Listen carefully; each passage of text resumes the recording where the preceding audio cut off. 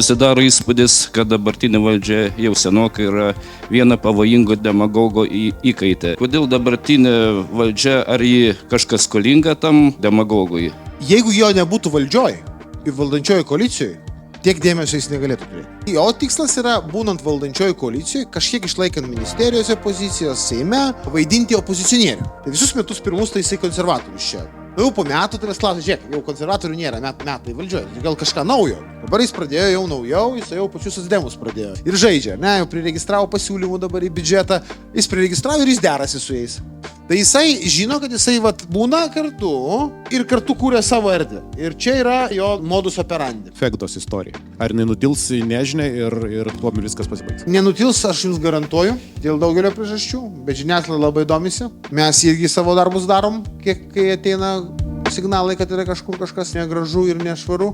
LRT užvaldymo. Užšaldymo visiško, nu tai žiūrėkit, čia jau truputėlį perlenkta lazda. Tai dar būtų galima diskutuoti, kad tai būtų vienintelis klausimas. Kita ranka jie eina į procedūrą, kaip pakeisti ir nuimti direktorių. Nuo nacionalinio transliuotojo prasidėjo urbanizacija. Slovakijoje procesai. Pirmiausia, tu pasiėmi nacionalinį transliuotoją. Ir tada žiūrėk, gal tu turėsi visą domino efektą, kurį turi kitos šalys.